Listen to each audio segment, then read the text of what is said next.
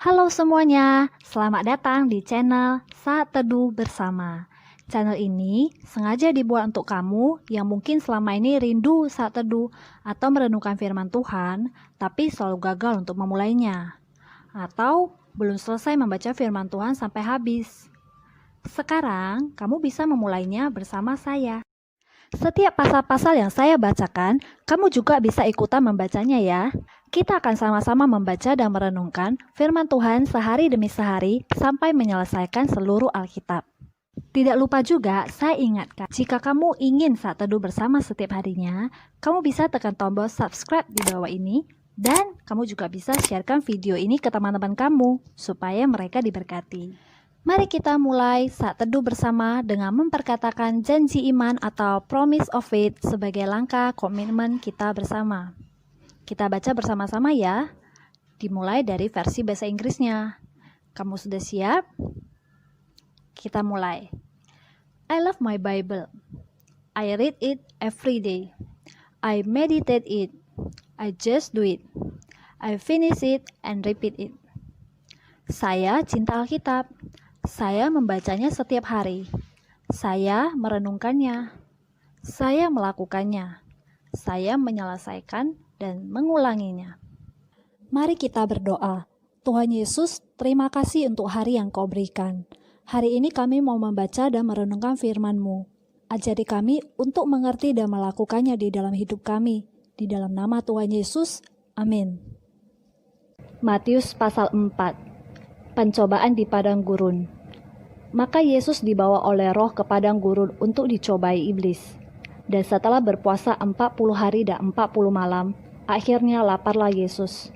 Lalu datanglah si pencoba itu dan berkata kepadanya, "Jika engkau anak Allah, perintahkanlah supaya batu-batu ini menjadi roti."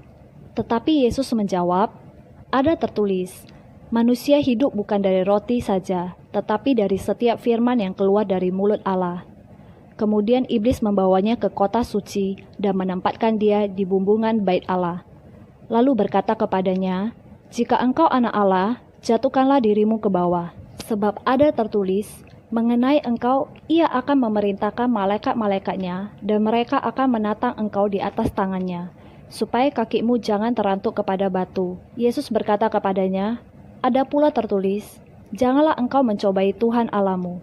Dan iblis membawanya pula ke atas gunung yang sangat tinggi dan memperlihatkan kepadanya semua kerajaan dunia dengan kemegahannya, dan berkata kepadanya, "Semua itu akan kuberikan kepadamu jika engkau sujud menyembah aku." Maka berkatalah Yesus kepadanya, "Enyahlah iblis, sebab ada tertulis, engkau harus menyembah Tuhan Allahmu, dan hanya kepada Dia sajalah engkau berbakti." Lalu iblis meninggalkan dia, dan lihatlah, malaikat-malaikat datang melayani Yesus. Yesus tampil di Galilea. Tetapi waktu Yesus mendengar bahwa Yohanes telah ditangkap, menyingkirlah ia ke Galilea.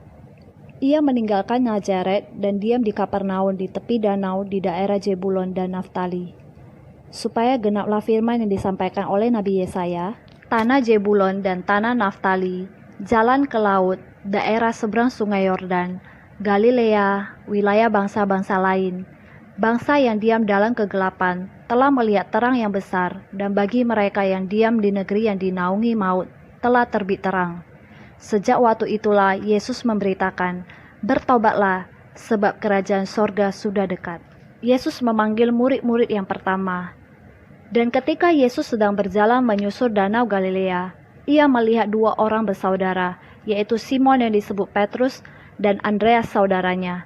Mereka sedang menebarkan jala di danau sebab mereka penjala ikan. Yesus berkata kepada mereka, "Mari, ikutlah aku, dan kamu akan kujadikan penjala manusia." Lalu mereka pun segera meninggalkan jalannya dan mengikut dia. Dan setelah Yesus pergi dari sana, dilihatnya pula dua orang bersaudara, yaitu Yakobus anak Zebedeus dan Yohanes saudaranya, bersama ayah mereka, Zebedeus, sedang membereskan jala di dalam perahu. Yesus memanggil mereka, dan mereka segera meninggalkan perahu serta ayahnya lalu mengikut dia. Yesus mengajar dan menyembuhkan banyak orang.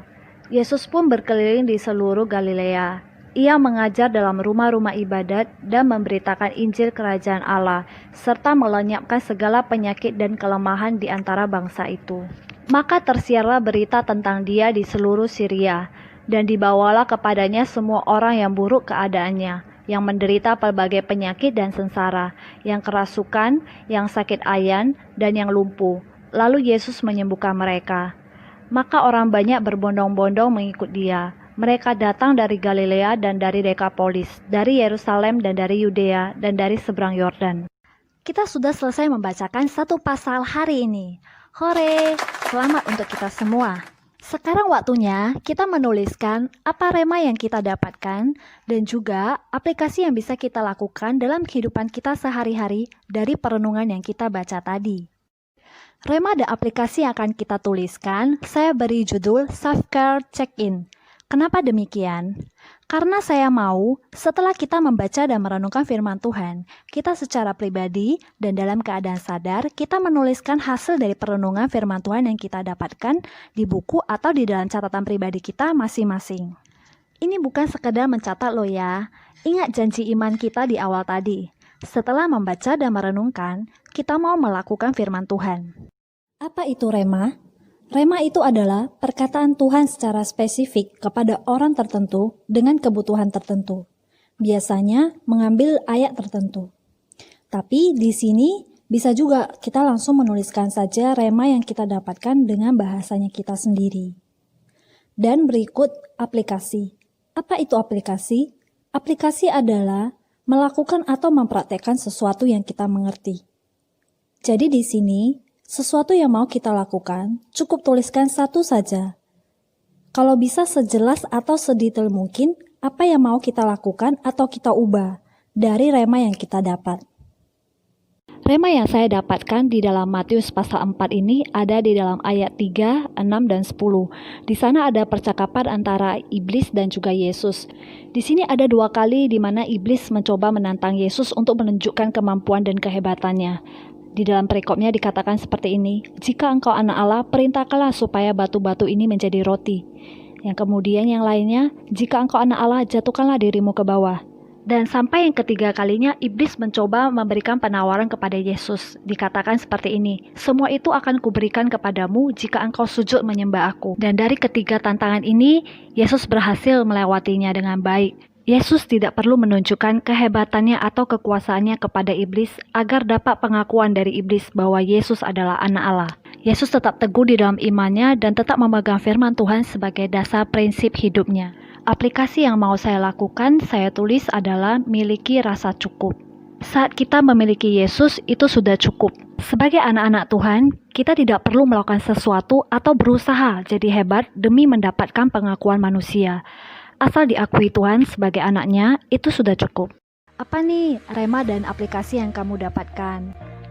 Rema dan aplikasi dari kamu bisa tuliskan di dalam kolom komentar di bawah ini ya, agar saya dan teman-teman yang lain bisa diberkati.